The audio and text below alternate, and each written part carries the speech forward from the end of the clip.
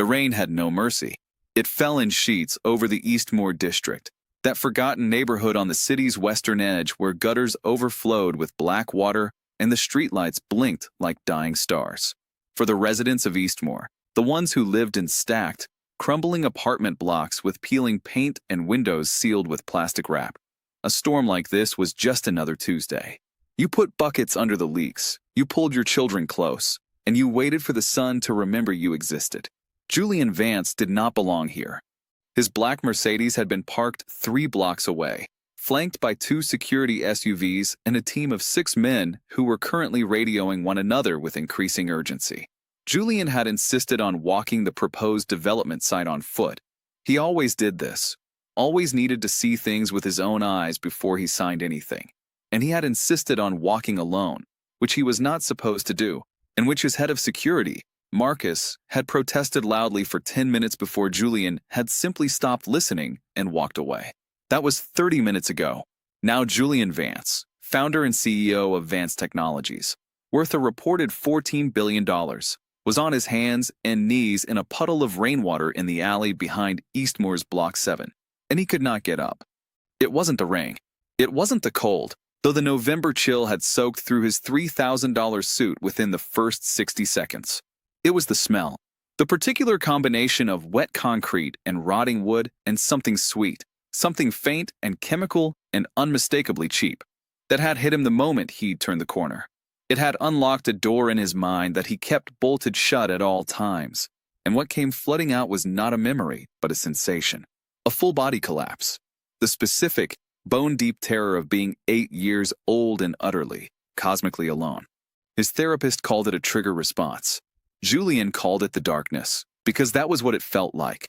A darkness that swallowed all $14 billion and all 6 bodyguards and all 23 patents in his name, and left behind only the boy who had slept under a highway overpass for 3 weeks and had learned to spot the difference between a man who might give you bread and a man who would hurt you instead.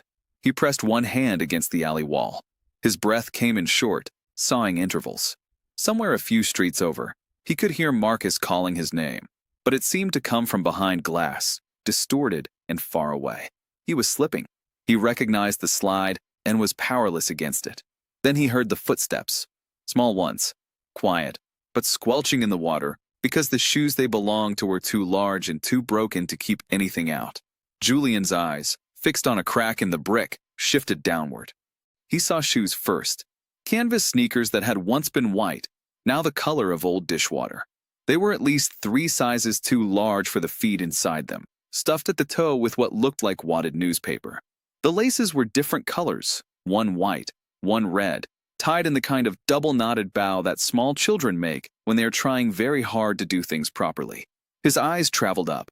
The girl was small, desperately, alarmingly small for a child of, 7, 8. She wore a thin yellow raincoat with a crack running up the left side, repaired badly with electrical tape that had already begun to peel away in the wet. Beneath it he could see the collar of a sweater, and beneath that, protruding at every angle, the architecture of a body that had not been fed enough or often enough for a very long time. Her collarbone stood out like a sentence. Her jaw was sharp. Her cheeks, which might have been round and rosy on a well-fed child, were hollow, shadows pooling under them. The skin of her hands, both pressed carefully together at her stomach, was chapped, cracked at every knuckle, the nails ragged and bluish at the edges from cold. She was shivering. Her lips had a tinge that told him she had been out in this rain far longer than was safe. But her eyes were enormous and brown and filled with a quality that Julian Vance had not encountered in many years. Uncalculated, unjudging concern. She was not afraid of him. She was looking at him the way you might look at a bird with a broken wing, with a kind of careful, helpless tenderness, as though she were trying to work out what she had that could help. They stared at one another. Then, slowly, with the gravity of a child making the most important decision of her life, she reached into the pocket of her raincoat. Her hand emerged holding something small, wrapped in faded paper the color of sunset. A candy, round and hard, its wrapper bleached to near illegibility by age and heat and the warmth of a small body that had been carrying it for a long time. But he could see, just barely, the outline of a strawberry printed on the paper. A cheap strawberry hard candy. The kind that had once cost a penny. The kind that had been discontinued 20 years ago. The world tilted. Julian's breath stopped. "I kept this candy for you," the girl said. Her voice was small and careful, each word used as though she understood they were not unlimited. "It makes the pain go away." She held it out with both hands. Both hands. The way you offer something precious. And she was trembling all over, and she hadn't eaten in God knows how long, and she still held it out to him, steady, certain, without a single calculation behind it. Julian Vance did not cry. He hadn't cried in 26 years, not since the night his mother had pressed a strawberry candy into his 8-year-old palm and told him to hold on just a little longer, and then hadn't been alive in the morning to see him do it. He felt something break open in his chest, clean and total, like the first crack in a dam. With a hand that was not entirely steady, he reached out and took the candy from the girl's small, freezing fingers. "Thank you," he said. It came out rough, unpolished, the voice of someone using genuine gratitude for the first time in a very long while. The girl smiled. The small, careful kind, from someone who has learned not to count on happiness staying. Then, without warning, her eyes rolled back, her legs buckled, and she dropped forward into his arms. She weighed almost nothing. The fact of it, the terrifying lightness of her, hit him like a physical blow. "Marcus." His voice cracked across the alley. "Marcus." He was already moving, cradling the child against his chest, walking into the storm with the candy still clutched in his right hand. Her chest rose and fell in short, labored breaths against him. Her skin burned beneath the cold. He held her tighter and walked faster. Clara Thorne had been running for 27 minutes. She knew the exact number because she'd checked her phone at the moment she'd realized Alara wasn't at their meeting spot by the library steps, 7:43 p.m., and it was now 8:10 p.m., and she was running through rain so heavy it was like running through a wall of water, and she couldn't feel her feet anymore, and she was trying very hard not to think the worst. Alara was smart. Alara was careful. Alara knew every rule Clara had ever given her. Don't talk to strangers. Don't cross Millbrook Avenue alone. If you're lost, go into any shop and ask them to call this number. But Alara was also 8 years old and 63 pounds on a good day, and it was November, and the temperature had dropped to 38 degrees, and she'd left the apartment this morning in that ridiculous cracked raincoat because Clara's coat had been stolen from the restaurant's employee locker 3 weeks ago, and she hadn't been able to replace it yet. And Alara had said, "Don't worry, Clara, I don't get that cold," which was such an Alara thing to say that Clara had almost come apart, right there in the kitchen. She shouldn't have let her go out alone. She should have kept her home. But Alara had so desperately wanted to return the library book before the overdue fine got any larger. 2 weeks at 10 cents a day, 20 cents, and she'd been worried about it, had been carrying the worry the way she carried everything, quietly, so as not to add to Clara's load. And Clara had been in the middle of a double shift, and she'd said it would be fine. It would be fine. The library was 4 blocks, come straight back. She'd been fired anyway. Her manager, a round, red-faced man named Douglas who smelled of cigarettes and considered yelling a management philosophy, had informed her at 7:30 p.m. that her attitude problem, developed when she'd refused to stay silent while his staff were harassed by a table of drunk regulars, was no longer suitable for the establishment. He'd also docked her last 2 weeks of pay for damages he could not specify. 2 weeks. She'd been counting on that money for Alara's inhaler refill. And then her neighbor's call, and the rain, and the running. The hospital appeared through the downpour like something from a dream. St. Matthias Private Medical Center, glass-fronted and blazing with warm light, a fountain running in its circular driveway. 2 men in identical dark suits flanked the entrance. Clara had been about to run past, but through the glass doors she saw, moving across the lobby, a tall man in a destroyed suit, carrying something bundled in a hospital blanket, and her heart recognized what she was seeing before her brain had finished processing. She was through the doors before she knew she'd moved, shouldering past the suited men. "Miss, this is a private. That's my sister." And then she was in the lobby, and the man had turned, and she had 1 second to register dark hair and sharp features and cold gray eyes before she closed the distance and put herself between him and Alara with every ounce of her body. "Give her to me." Her voice came out lower than she expected. Steadier. 24 years old, 5'4", soaking wet, wearing a coat with a broken zipper, and she was not moving. The man raised one eyebrow. She collapsed in an alley 40 minutes ago, he said, each word precisely placed. Fever of 103. The doctors are ready for her upstairs. She doesn't need. Clara stopped. She looked at her sister's face, limp against this stranger's chest, the hectic flush across her hollow cheekbones. Hurt her breathing. That particular whistling tightness she knew in her bones. The word escaped before she could catch it. Please. Something shifted in the man's eyes. Barely anything. A degree of softening. The way ice considers the possibility of eventually becoming water. Room 408, he said. I'll take you. Clara let him. In the elevator, she catalogued everything. The way he held Alara, one hand cupped beneath her head as though she were made of something fragile. The candy wrapper, a faded strawberry print, visible in his jacket pocket. I'm Julian Vance, he said, without looking at her.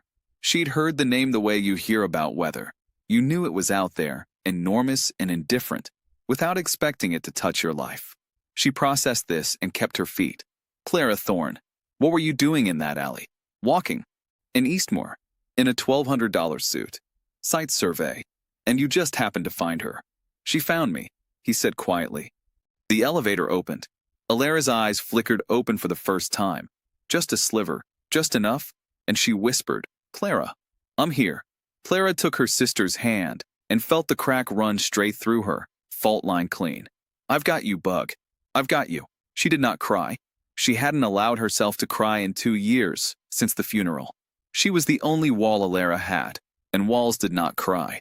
She kept her face very still. Beside her, Julian Vance watched her do it, and something in his expression, difficult to name, occupying the space where recognition lives, moved quietly behind his eyes. 3 days later, Alara was discharged. Severe dehydration. Fever secondary to hypothermia. Mild asthmatic episode, controlled. The bill, Clara learned at checkout, had been paid. In full. Julian's account. She'd found him in the lobby and said, I'll pay you back, and he'd said, You'll try. And she'd said, I'm not a charity case, and he'd said, I'm aware. You've made that extremely clear. Then he'd held the door for her, which she'd nearly walked through before catching herself, and he'd looked at her in that way he had, measuring, unreadable, and said nothing further. On the ride back to Eastmore, Alara sat in Clara's lap wrapped in a hospital blanket approximately twice her size and informed Julian that she had been saving the strawberry candy for a special occasion. Julian produced the wrapper from his pocket, folded carefully, and said he'd kept it. It was such an unexpectedly specific, tender thing to do that Clara filed it away without comment. In the growing folder of evidence that Julian Vance was not quite the story she'd assembled. They turned onto Alderman Street, and Clara saw the trucks. 2 of them, white, no markings. Men in hard hats and men without, 7 or 8 total, carrying furniture out of Building 4 and dropping it in the street. A woman from the 2nd floor was screaming at them. One of the men said something low to her, and she stopped in the specific way that means threatened, not persuaded. Clara was out of the car before it stopped. Hey, what are you doing? She was across the street at a run, one hand out for the eviction notice the foreman was already holding up. Her eyes moved through it fast. Blackwood Properties letterhead, a court stamp, today's date, no advance notice, no hearing, no. This is a forgery, she said. Courts disagree, sweetheart. Her eyes went flat. Call me that again. He took a step toward her. Just one step, with all the weight of having done this many times and knowing how it ended. Large man, small woman. The geometry of it was meant to be the whole argument. Clara did not move. She said step back. The voice came from behind her. Low, absolutely, terrifyingly calm. The foreman looked past Clara, and something in his face recalculated. Julian Vance stood on the sidewalk with his hands in his pockets, and his phone already out. The 2 men in dark suits who had materialized on either side of him had the quality of architecture, permanent, load-bearing. His expression was not anger. It was something colder. Arithmetic. Stephen, he said into his phone, not looking away from the crew, pull up all property holdings under Silas Blackwood or Blackwood Properties within a 2-mile radius of Eastmore. Purchase offers. Fair market value plus 20%. I want signed contracts by morning. A pause. All of them. Yes. including the ones hidden in his wife's name. He lowered the phone and addressed the foreman in a tone of pleasant finality. I'm going to need you to put everything back where you found it. Then leave and not return and tell Mr. Blackwood that his eviction order, which my legal team confirmed 4 minutes ago was obtained through fraudulent documentation, has been reported to Judge Harmon in civil court. His inspection violations, all 43 of them, have been pre-filed with city code enforcement, pending his cooperation. He tilted his head. We're done here. They left, all 8 of them, in 5 minutes. The woman from the second floor had stopped screaming. She was simply watching, the way you watch something you want to confirm is real before you let yourself believe in it. Alara appeared at Clara's side, still bundled in her hospital blanket, having extracted herself from the car. She took Clara's hand. Then she looked up at Julian. Mr. Julian fixed it, she said. Mr. Julian, Clara started. You and your sister will come to my home, Julian said. He was not looking at either of them. Until this is resolved. Absolutely not. Alara needs consistent warmth and air filtration. Your building has neither. He looked at her. You can draw up the accommodation terms yourself. You maintain full autonomy. You leave whenever you want. A pause. Or you stay here and wait for him to send someone worse. Clara looked at her sister. Alara looked back, with the particular, unflinching honesty of a child who has no room left in her life for pride on someone else's behalf. Can I have my own room? Alara asked Julian. A beat. Something moved across his face, almost too fast, almost a softening. Yes, he said. Okay, said Alara. Clara closed her eyes. Opened them. Picked up her sister. This is temporary, she said over Alara's head. Of course, Julian said, and walked ahead to the car, and said nothing else, which was, she would later understand, his particular form of patience. The house was something from a film, not a warm one.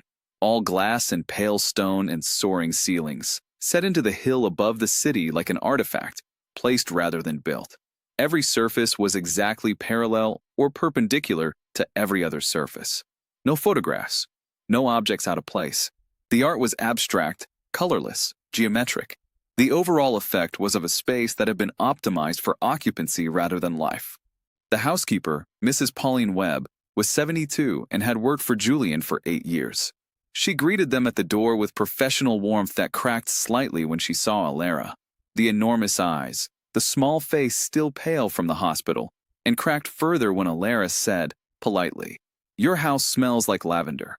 I like it, Mrs. Webb said, in a voice that had gone unsteady. Well, then, let me show you your rooms. Alara's bedroom had a window seat.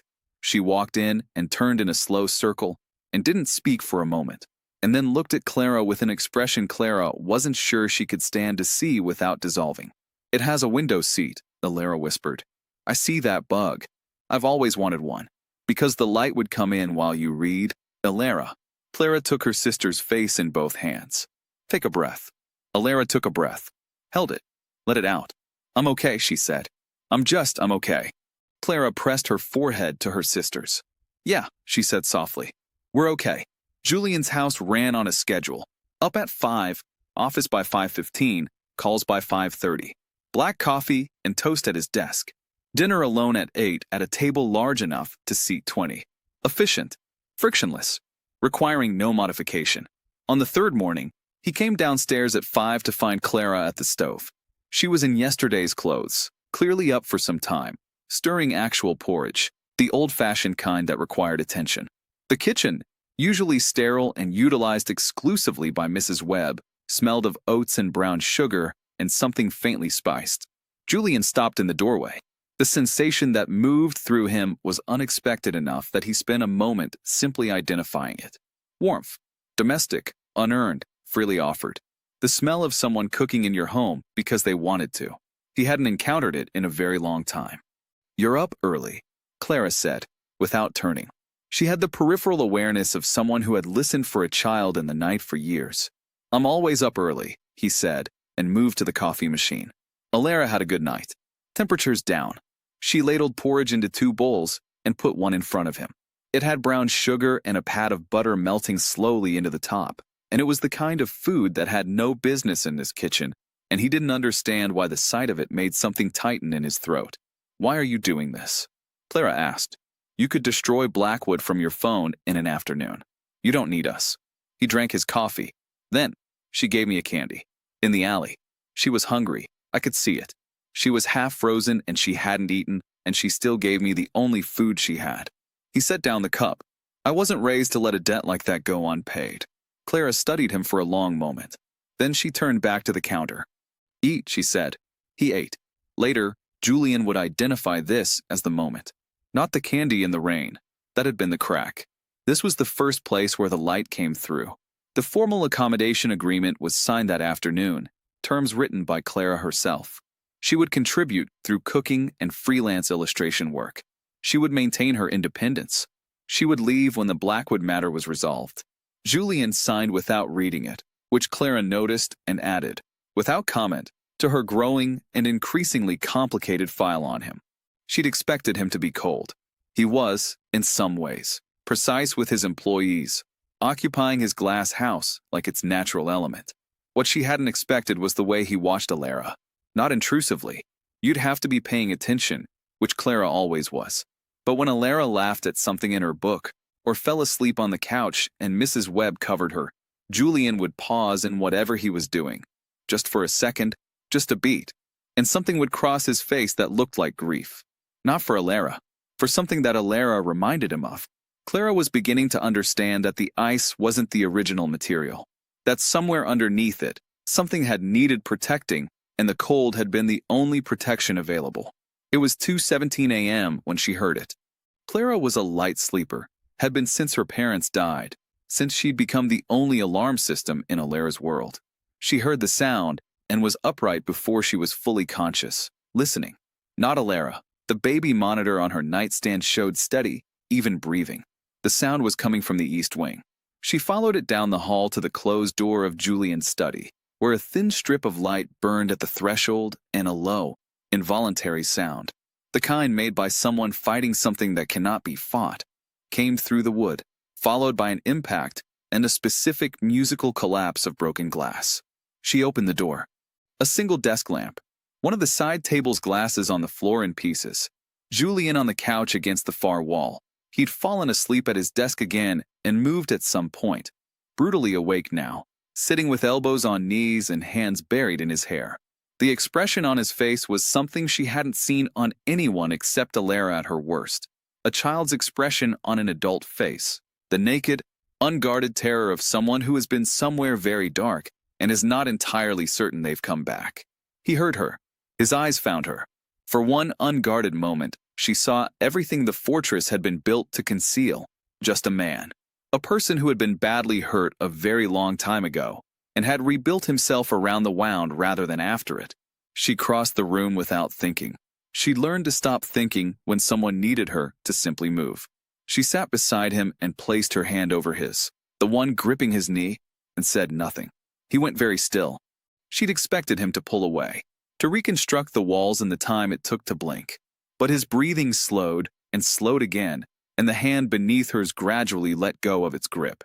"I was 8, he said, after a long silence. His voice had been scraped raw.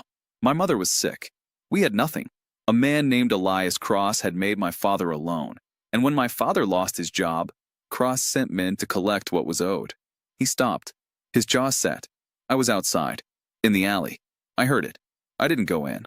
Clara's hand stayed where it was. "You were 8, she said quietly. "I know that." "Then act like you know it. You were a child. There was nothing you could have done. I've heard that. You haven't believed it yet. There's a difference." She looked at him steadily. Some truths take longer to reach the place they need to reach. He didn't respond. She hadn't expected him to. Some things have to be planted before they can grow. After a while, 10 minutes, perhaps more, she felt his weight shift, his breathing change in a specific way that means a body has finally surrendered. She looked over and he was asleep, actually asleep, the tension entirely gone from his face. And without it, he looked startlingly young, the same boy from the alley, seen from a distance of 26 years. She should go back to her room. She knew the architecture of this moment, the way that crisis manufactures intimacy, and she was 24 years old and tired and had more than enough weight already. She woke up at 6:45 a.m. still on the couch, a throw blanket over her that hadn't been there before, with Alara standing in the doorway in her pajamas holding her stuffed rabbit, her expression containing the very specific restraint of a child who is attempting not to say the obvious thing. Julian was at his desk across the room, jacket on, coffee in hand, looking precisely as though none of the last 4 hours had happened. But when his eyes found Clara, briefly, something was in them that she didn't yet have a category for. "Good morning," he said to both of them. Alara's face broke into a smile she was clearly working very hard to contain. "Good morning, Mr. Julian." Clara folded the blanket, stood up. "Good morning," she said, and went to make coffee, and noticed that her hands were not quite steady. Julian Vance had built his career on information, not data alone, the deeper kind, the kind that came from knowing which questions to ask and having the means to demand answers. He learned it as a boy, that the first story is rarely the true one, that causes have causes, that everything connects to something else if you follow it far enough. He had his investigator, Tomas Hare, pull the records on Clara's parents 4 days after the eviction attempt. He told himself it was due diligence. He made the argument quite convincingly, to himself, in the privacy of his own mind. By then, Alara had started calling him by his first name without the honorific, because Mr. Vance sounds like a teacher and Mr. Julian sounds like a gardener, and neither one is right, and he had needed to leave the room.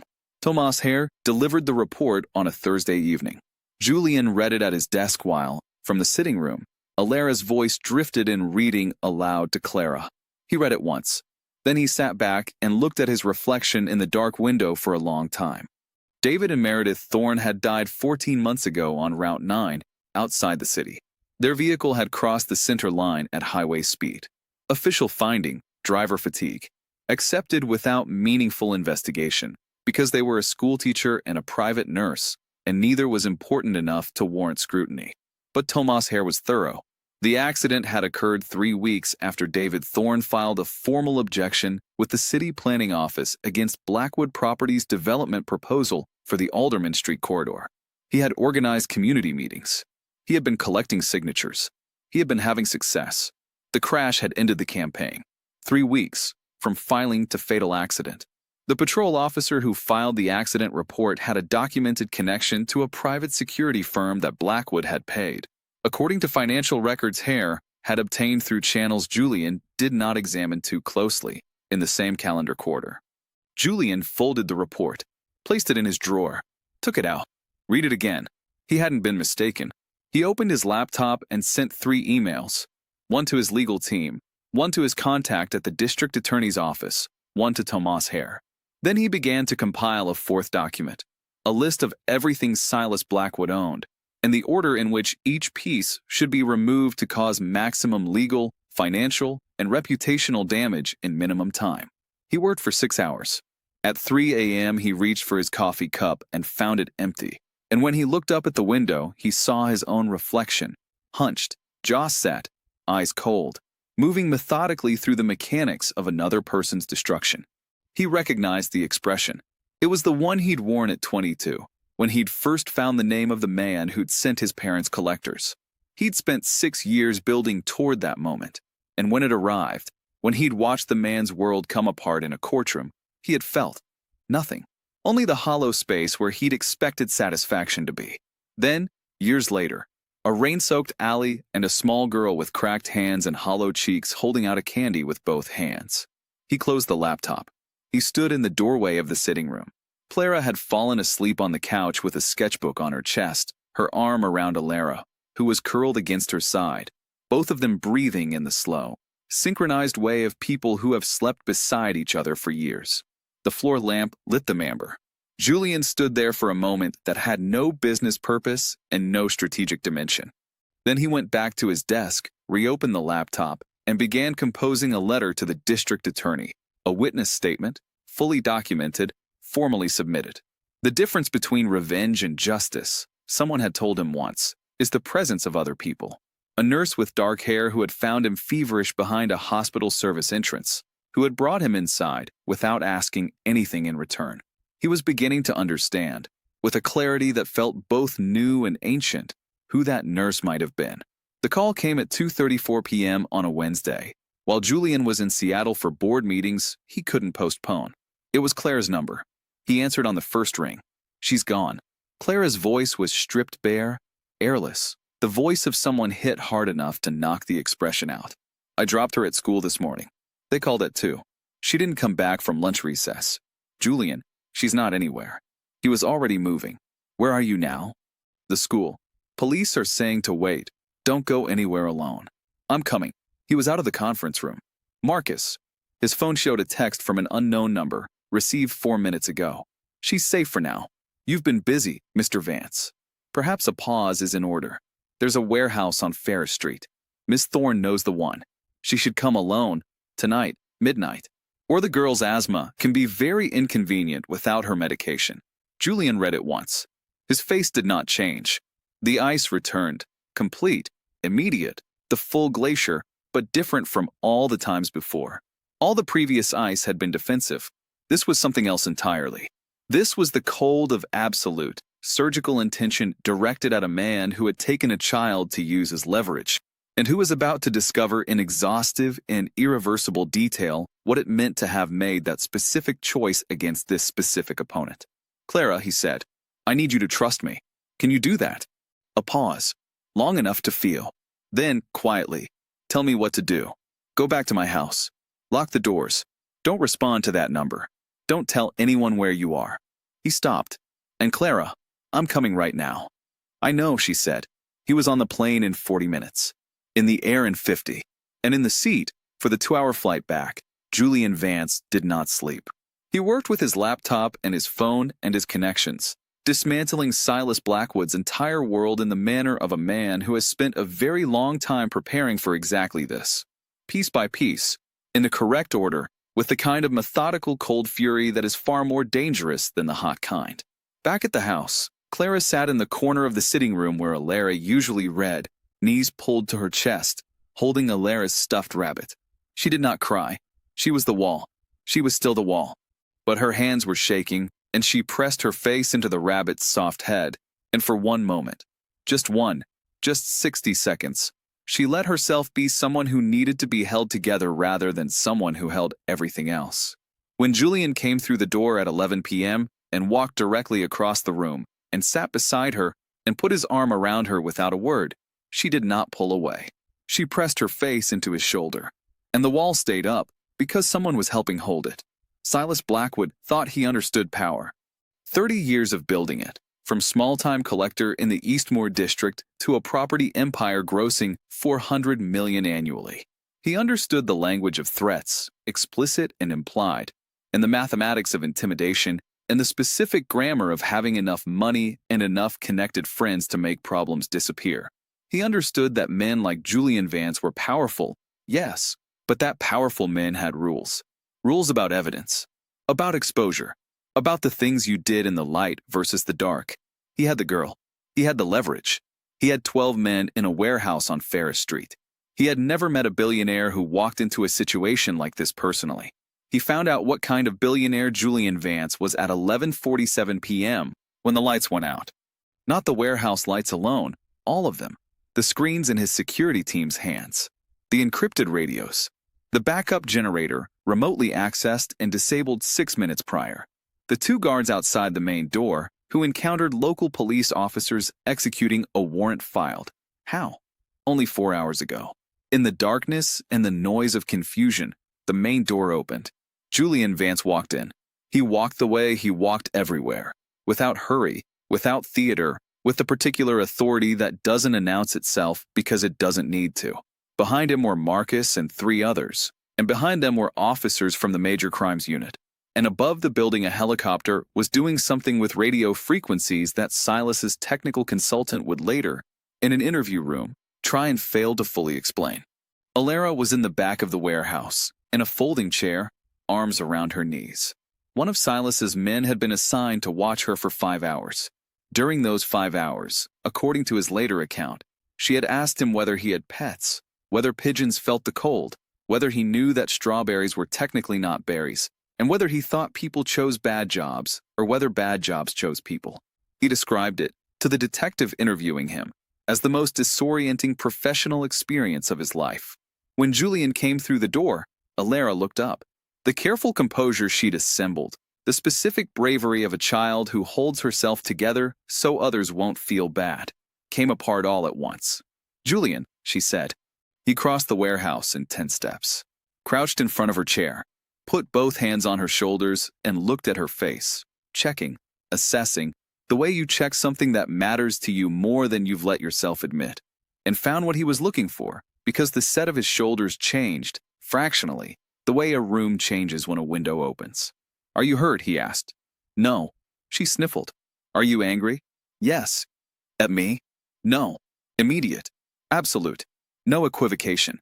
"Never." She nodded. Then she held up both arms, the unself-conscious, complete gesture of a child who has decided that being held is not only acceptable but necessary.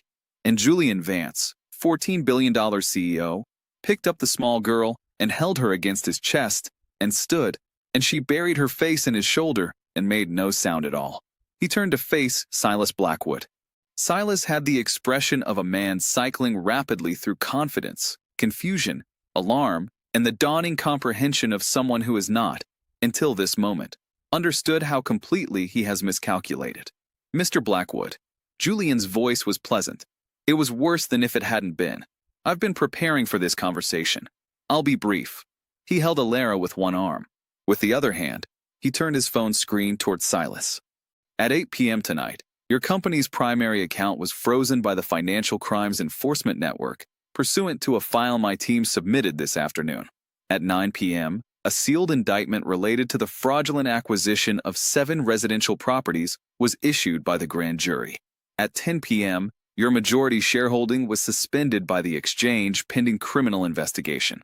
At 11 p.m., the evidence file I compiled regarding the deaths of David and Meredith Thorne was formally received by the district attorney's office." He lowered the phone. "I've also purchased your outstanding personal property debt through proxies.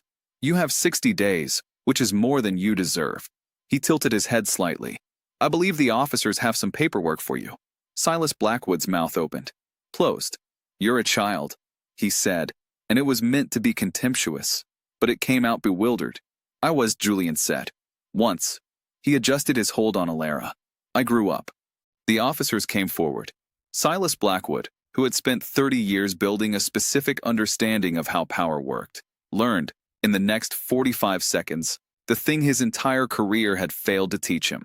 That power built on fear and silence is only as strong as the silence, and Julian Vance had simply taken the silence away. Outside, in the cold, clear night, Clara was out of the car before Julian cleared the warehouse door, and then she had her sister, and Alara was saying, "Clara, I'm okay. I'm okay. You're squeezing me." And Clara was squeezing her anyway, face pressed to the top of Alara's head. Eyes shut. 5 seconds of the wall coming completely down before she rebuilt it. She pulled back and looked at Alara. Really looked, the systematic, thorough examination of someone checking for damage she cannot afford to miss. And Alara answered every question with the patient thoroughness of a child who has been asked them before and understands their purpose. Then Alara looked at Julian and at Clara and said, with considerable calm, "Can we go home now?" Both of them heard it. The specific word, home. Julian met Clara's eyes over her sister's head. She held his gaze for longer than before, and when she finally looked away, because she was practical and tonight had been too much, and she could only be overwhelmed by so much at once, she reached out and pressed her fingers briefly against his. Not a handshake, not a performance, just contact, honest and momentary. He walked beside them both to the car and said nothing, and that was the right thing too. 10 days for the formal processes to reach the point where Julian could say, with certainty, it's over. Blackwood arraigned. The evidence file on David and Meredith Thorne in the hands of prosecutors who were, Julian's contact confirmed, deeply motivated. The frozen accounts remaining frozen. The empire of 30 years being dismantled by people whose job it was to do exactly that. On a Sunday morning, the first quiet Sunday in a long time, Julian asked Clara to come to his study. He'd always let her come to him before, or found occasions that felt less deliberate. He was aware this felt deliberate. He did it anyway. She sat across from his desk with her coffee, wearing jeans and a dark top, hair up, looking exactly like herself. He had come to understand that this was the best possible thing someone could look like. He told her everything. Not the legal summary. The rest. The alley at 8 years old. The 3 weeks under the overpass. The nurse with dark hair who had found him, dehydrated, feverish, crouched behind a hospital service entrance, and brought him inside quietly, off the books, without asking for anything. Who had given him warm soup and a corner of the staff break room for 2 nights. Who had, when he was leaving, pressed a strawberry candy into his hand and said, "Hold on a little longer, sweetheart. The world owes you better than this." He'd never learned her name. He'd been 9 years old and sick, and it hadn't occurred to him to ask.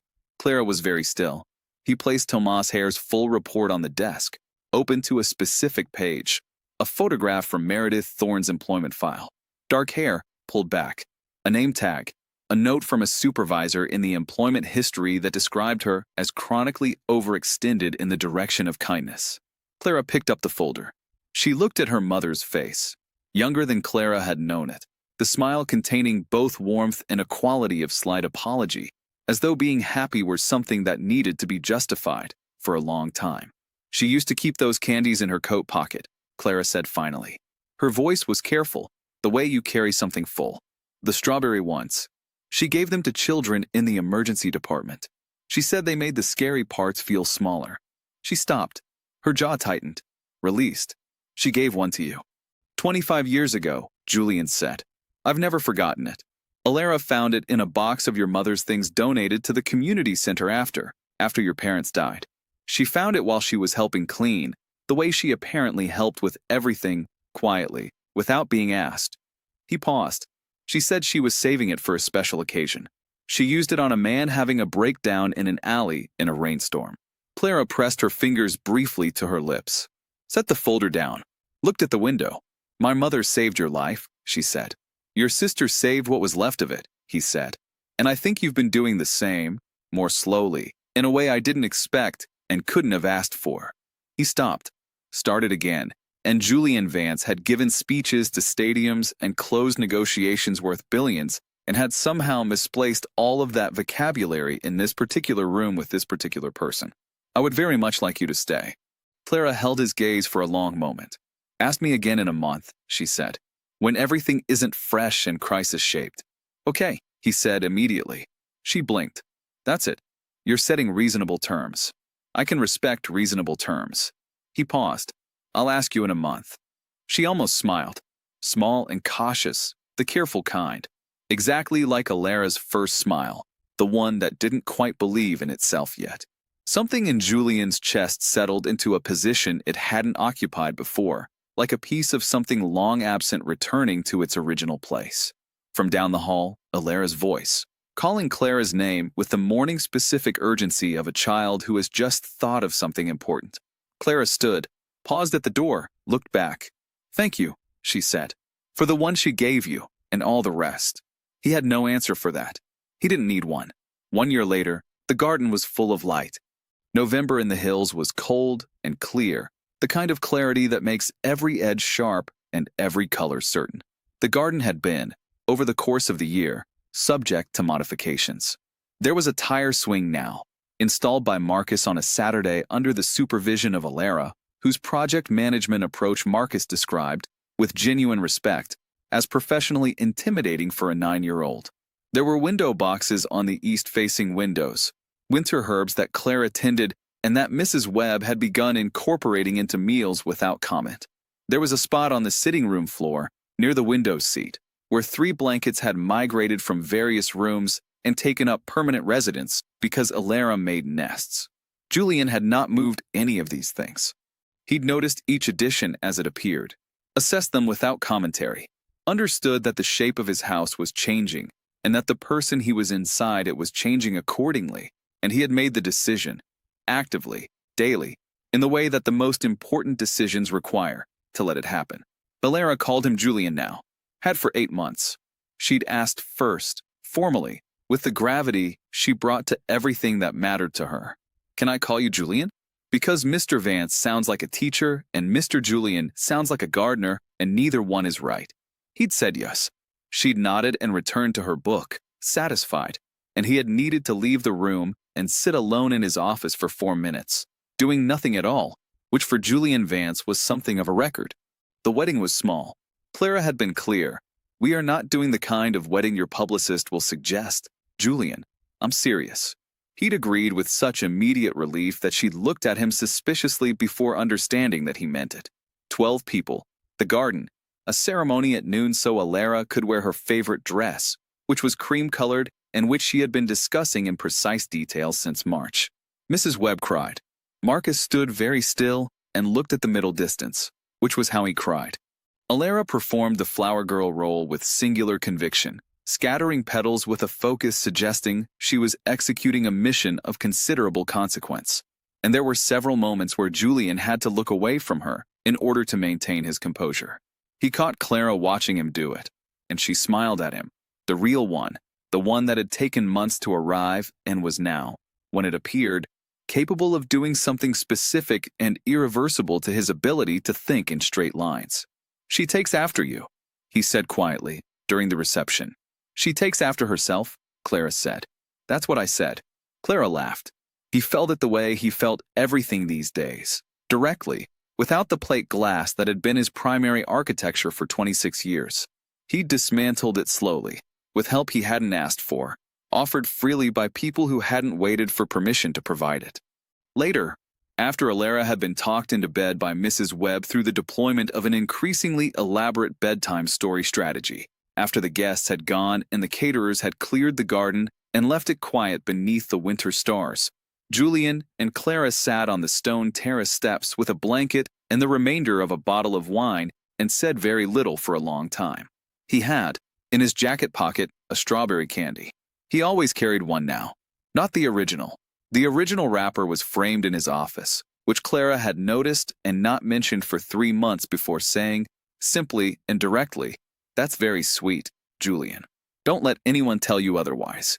The ones he kept were made by a small confectioner in Vermont who still produced them to the original recipe on special order, and who had been slightly bewildered by the size of Julian's first purchase.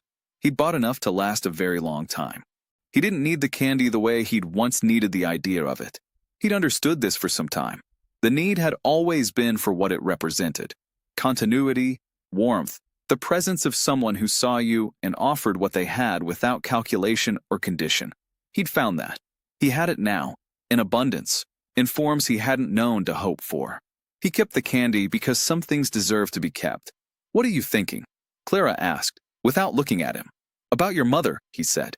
"About the fact that she taught Alara, somehow, through everything, to do exactly what she had once done for me. To see someone in pain and not walk past. To give what you have." He looked at the garden, at the tire swing moving gently in the cold air. "I don't know the name for it. The word that means something passes from person to person without being diminished." "A gift," Clara said. "Yes." She leaned her head against his shoulder. He rested his chin on top of it, and they looked at the garden and the lights of the city below and the dark sky above, and the particular silence of a house that contains people who are warm and alive and wholly known to one another. From upstairs, faintly, Alara's voice still drifting down to them, finishing a thought, asking one more question, the way she always did, and then quiet. Julian reached into his pocket and placed the candy in Clara's open hand. She looked at it, looked at him. "Strawberry," she said. "Always," he said. She held it for a moment. Then she unwrapped it carefully, broke it in two, and gave half back to him. They sat in the cold garden with the last of the wine and the 2 halves of a strawberry candy, and somewhere above them Alara finally stopped talking and the house settled into its deep quiet, and the world, which had owed all 3 of them better than it had given for a very long time, was, at last, beginning to pay what it owed. Not in money, not in victory, though those had come. In this, the weight of another person against her shoulder, a child's laugh carrying through a window, the smell of porridge in a house that used to only know silence. Julian Vance, who had learned at 8 years old that the world was made of cold and calculation and the specific cruelty of people who took from those who had nothing, closed his fingers gently around his half of the candy. He didn't need it to stop the pain. He had found, in a rain-soaked alley, offered with both hands by a starving child who had nothing else to give, the first piece of a different world, and he had followed it home,